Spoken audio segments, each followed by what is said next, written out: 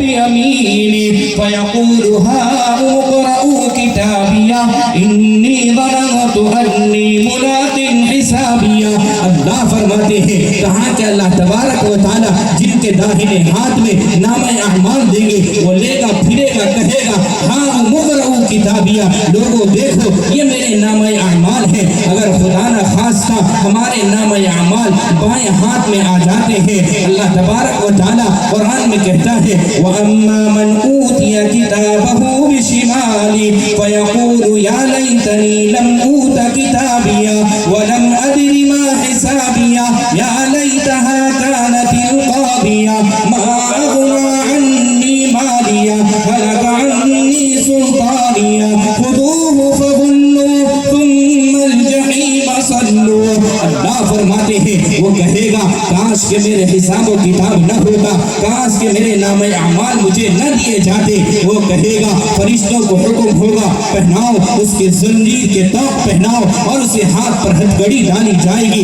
کھینچ کر جہنم میں پھینک دیا جائے گا. اللہ میری اور آپ کی امت کی حفاظت فرمائے. لوگوں سنو وہ گھڑی آنے والا ہے، وہ ہر ایک کے ساتھ آنے والا ہے، لیکن اس سے پہلے میرے اور آپ کے آقا امام الانبیاء فرماتے ہیں اگر تم چاہتے ہو آسانی والی موت، اگر تم چاہتے ہو کلمے والی موت تو تمہیں 3 اعمال کرنے ہوں گے. اگر تم چاہتے ہو اللہ اچھی موت دے تو تمہیں 3 اعمال کرنے ہیں. ایک تو یہ فرمایا موت اللہ تعالی آسان فرما دیں گے. دوسرا انعام وَأَدْخَلَهُ جَنَّتَهُ، اللہ تعالی موت کے بعد جنت میں داخل فرما دیں گے. میرے بھائی اب آئیے آگے چلتے ہیں، وہ اعمال بھی سن لیتے ہیں جن کے بارے میں میرے اور آپ کے آقا امام الانبیاء جناب محمد مصطفیٰ صلی اللہ علیہ وسلم نے ارشاد فرمایا.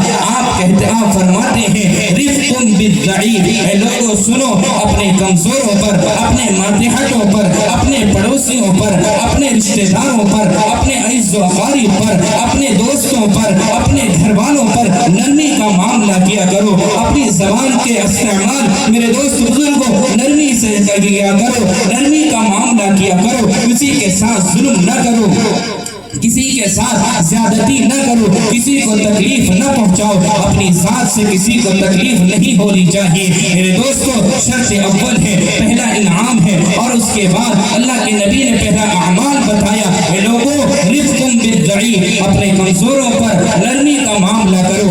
آج دیکھو گھر گھر کا جھگڑا چل رہا ہے. آج دیکھو بھائی بھائی کو ماننے کو تیار نہیں، باپ بیٹے کو ماننے کو تیار نہیں، بیٹا باپ کو ماننے کو تیار نہیں، بھائی بہن کو ماننے کو تیار نہیں. یہ دنیا ہے، ایک ماں سے جنم ہونے والا، ایک ماں سے پیدا ہونے والا 2 بھائی ہے، دونوں کا گھر آپس میں ملا ہوا ہے. صبح کو اٹھتا ہے بھائی اپنے بھائی کے چہرے کو دیکھنا گوارا نہیں کرتا. جس گود میں جس آنگن میں اپنی بہن کے ساتھ کھیلا کودا بڑھا، آج وہ گھر آنے پر بہن کے چہرے کو دیکھنے کو تیار نہیں، بہن کے وراثت کو دینے کو تیار نہیں، بہن کے حق کو دینے کو تیار نہیں. یاد رکھو اگر دنیا میں تم حقوق کو ادا نہیں کرو گے اللہ تعالیٰ بھی کہے گا میں تمہیں پہچانتا نہیں. قرآن کہتا ہے وَامْتَازُوا الْيَوْمَ أَيُّهَا الْمُجْرِمُونَ، آج مجرموں کو الگ کر دیا جائے گا. وہ کون ہوں گے؟ جو حقوق کو نہ دینے والے، امانت میں خیانت کرنے والے، لوگوں کے حقوق کو مارنے والے، ان کا گھر والوں کے ساتھ بھی اچھا سلوک نہیں، بات کرتے ہیں بیوی کے ساتھ اچھا نہیں، وہ میرے دوستوں اپنے والدین کے ساتھ اچھا سلوک نہیں، کمزوروں پر رحم نہیں کرتے.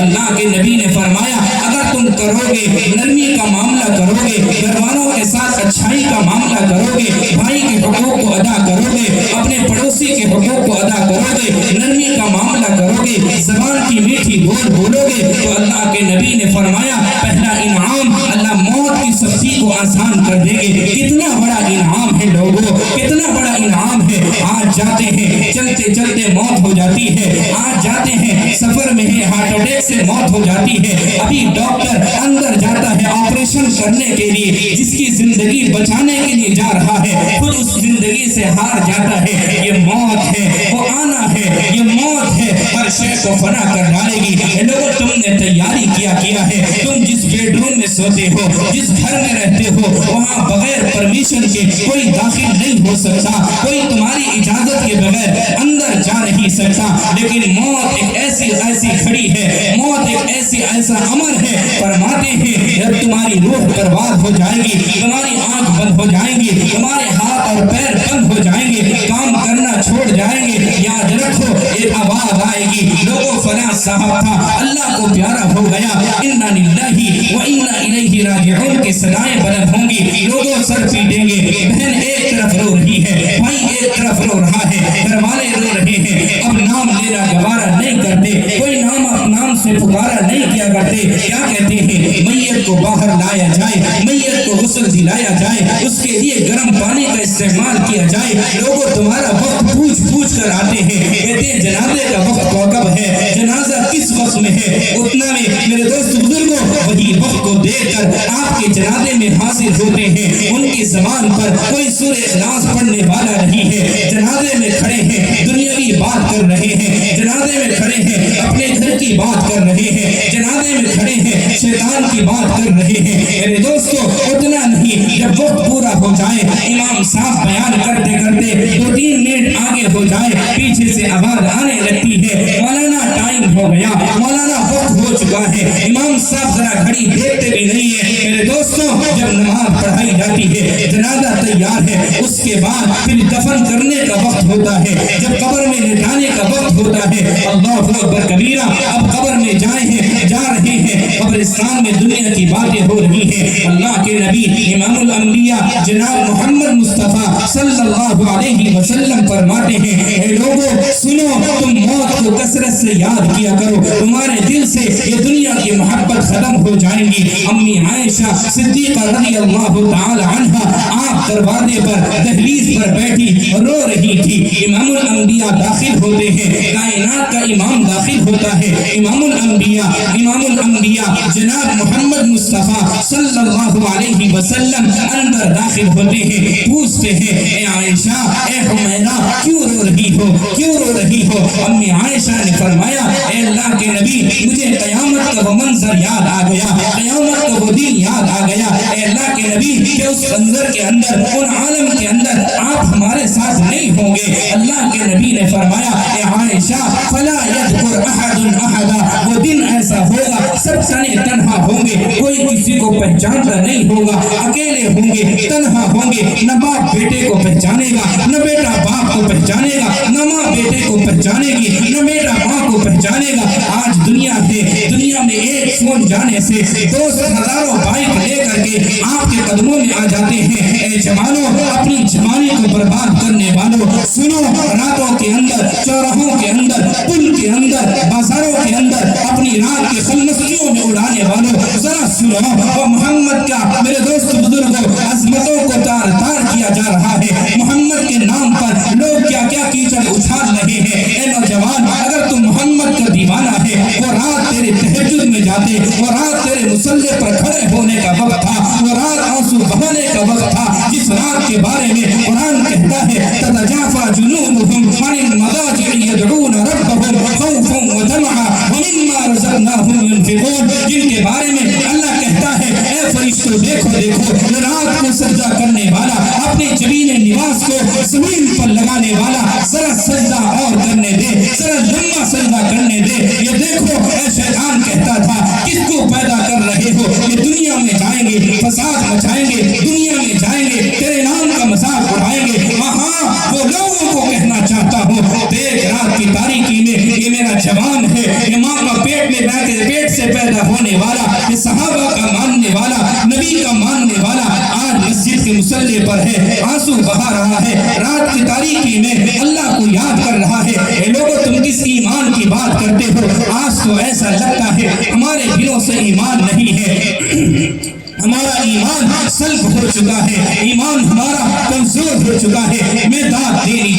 سلام کرنا چاہوں گا ان غزہ اور فلسطین کے مسلمانوں کا، ان حماس والوں کا، اللہ نے ان کے جگر میں وہ طاقتیں عطا کی ہے، جب آج رات کے اندر میرا جوان ان موبائلوں کے رات پر مسجدوں میں گناہوں پر گناہیں کر رہا تھا، وہ فلسطین کے نوجوان، وہ معصوم بچے رات کے وقت میں وہ ملبے کے نیچے سے اٹھائے جاتے تھے۔ لوگوں سنو، کل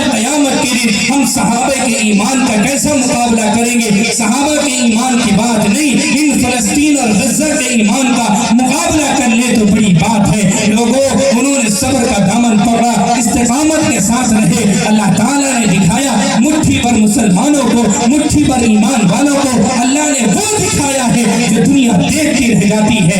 مسلمانوں سنبھل جاؤ، سنبھل جانے کا وقت آیا، مسلمانوں سنبھل جاؤ، سنبھل جانے کا وقت آیا، بہت سوئے ہو تم اب ہوش میں آنے کا وقت آیا، بہت سوئے ہو تم اب ہوش میں آنے کا وقت آیا، جہاں سے 313 چلے تھے تم مسلمانوں، انہی ماضی کی راہوں پر پلٹ جانے کا وقت آیا، جلا ڈالی تھی تم نے کشتیاں اندلس کے ساحل پر، اب اس غازی کے افسانے کو دہرانے کا وقت آیا۔ دوست بزرگوں، آج ہمیں ضرورت ہے ہمارے جوانوں کو مسجد کے مصلی پر، ہمیں ضرورت ہے فجر کی نماز میں مؤذن پکارتا ہے الصلاۃ خیر من النوم،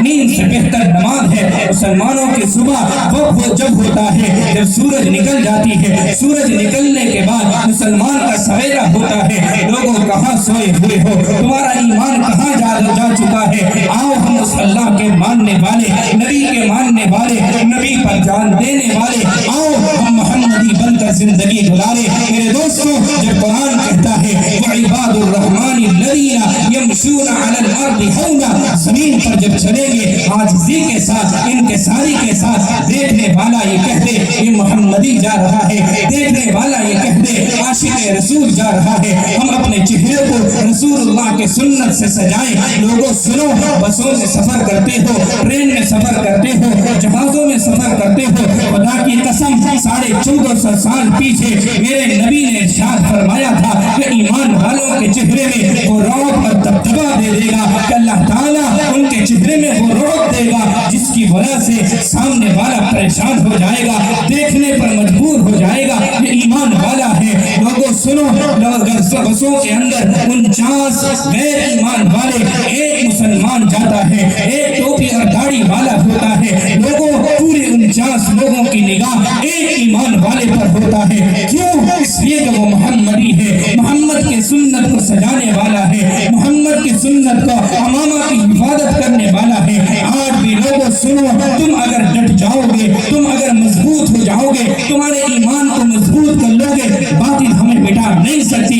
وجاء الحق وزهق الباطل ان الباطل كان زهوقا۔ لوگوں سنو، اپنے دل کے اندر ایمان کو مضبوط کرو۔ اللہ تبارک و تعالیٰ کہتا ہے ثم استقاموا تتنزل عليهم الملائکہ، ہاں فرشتے تمہارے لیے زمین پر اتر کر تمہاری دعائیں کریں گے۔ اللہ نے وعدہ کیا ہے، جنت کا وعدہ کیا ہے، یہ دنیا ہمارے لیے نہیں ہے۔ اللہ کے نبی نے فرمایا الدنیا سجن المؤمن وجنت الکافر، دنیا مومن کے لیے قید خانہ ہے، ہمارے لیے تو جنت ہے، ہمارے لیے تو جنت اللہ نے بنا رکھی ہے۔ لوگوں سنو، بڑے بڑے آئے، ظلم زیادتی کرنے والے آئے، ڈرانے والے آئے، خود مٹ گئے، اوروں کو نہیں مٹا سکے۔ اللہ نے دکھایا قرآن کو کھولو، قرآن کو پڑھو، جاؤ علماء کے قدموں میں بیٹھو، جاؤ مدارس کے چوکھٹ میں بیٹھو، تمہیں پتہ چلے گا۔ فرعون آیا تھا جو کہتا تھا انا ربکم الاعلی، میں خدا ہوں، نعوذ باللہ، وہ کہتا تھا، اس کی طاقت تھی۔ اللہ نے دکھایا موسیٰ کو اس کے گھر میں پیدا فرمایا، اور ہاں اتنا ہی نہیں، اللہ تبارک و تعالیٰ نے موسیٰ کی ماں کو، حضرت موسیٰ کی ماں کو ان کے موسیٰ کی دودھ پلانے کے لیے فرعون کے گھر میں حضرت آسیہ پلاتی ہے، اسے معاوضہ دیتی ہے، پھر موسیٰ دودھ پیتا ہے، پھر وہ بڑا ہو کر فرعون کا مقابلہ کرتا ہے۔ ہاں اتنا نہیں، جاتے ہیں سمندر کے اندر، اللہ نے پار کر کے دکھایا، وہ دور ہے، اللہ کی طاقت ہمیشہ سے ہے، ہمیشہ رہنے والی ہے۔ آپ کو مسلمان ایمان کو مضبوط کرو۔ اللہ کے نبی نے فرمایا اپنی ذات سے کسی کو تکلیف نہ پہنچے، اپنی ذات سے کسی کو ظلم نہ کرو، اپنی ذات سے ہمیشہ لوگوں کو فائدہ پہنچاؤ۔ اور فرمایا اگر پہنچاؤ گے تمہیں ملے گا کیا؟ اللہ کے نبی نے فرمایا تمہیں آسانی والی موت نصیب ہوگی۔ اور دوسری بات اللہ کے نبی نے فرمایا وَشَفَقَةٌ عَلَى الْوَالِدَيْنِ، اپنے ماں باپ کے ساتھ حسن سلوک کا معاملہ کرو۔ لوگوں آج ماں باپ کو جوتوں کا کھلونا سمجھ رکھا ہے، ماں باپ کے ساتھ لوگوں ظلم کیا جاتا ہے، ماں باپ کے ساتھ زیادتی کی جاتی ہے، ماں باپ کے ساتھ لوگوں دھکا دیے جاتے ہیں۔ میرے بھائی یاد رکھو ماں باپ راضی ہیں تم زندہ ہو، ماں باپ خوش ہیں تمہیں لوگ سلام کرتے ہیں، ماں باپ راضی ہیں تم اگر جھوپڑی کے اندر زندگی گزارتے ہو تم قابل مبارکباد ہو۔ لوگوں اگر ماں باپ راضی ہیں یاد رکھو تم شہرت پا رہے ہو، عزتیں پا رہے ہو۔ اگر ماں باپ ناراض ہیں تم محلوں کے اندر زندگی گزارتے ہو، ایسی محلوں پر اللہ کی لعنتیں برستی ہیں، اللہ تعالیٰ کا غصہ نازل ہوتا ہے، اللہ تعالیٰ کا غضب نازل ہوتا ہے۔ میرے بھائی تیسری بات وہ احسان الی المملوک، اللہ کے نبی نے فرمایا احسان کا معاملہ کیا کرو، بھلائی کا معاملہ کیا کرو، ایک دوسرے کو معاف کرنا سیکھو۔ میرے بھائی یاد رکھو اگر آج دنیا کے اندر کوئی کسی کو معاف کرتا ہے، رحم کرتا ہے، اللہ کے نبی نے فرمایا تم زمین والوں پر رحم کرو، اللہ تعالیٰ آسمان والا تم پر رحم کرے گا۔ آج کوئی کسی کو معاف کرنے کو تیار نہیں۔ میرے بھائی معاف کرنا سیکھو، درگزر کرنا سیکھو۔ یہ تین باتیں میں نے آپ کے سامنے رکھی ہے، علماء کی ایک فہرست ہے اور ہمارے شاعر اسلام کو بھی آپ کو سننا ہے۔ اللہ کے نبی صلی اللہ علیہ وسلم نے ارشاد فرمایا کہ لوگوں تین باتیں اپنی زندگی میں لے آؤ، اللہ تعالیٰ تمہیں دو انعام دیں گے، ایک اللہ کلمے والی موت نصیب فرمائیں گے، دوسرا اللہ جنت میں داخل فرما دیں گے۔ اللہ مجھے بھی آپ کو بھی ان باتوں پر عمل کی توفیق عطا فرمائے۔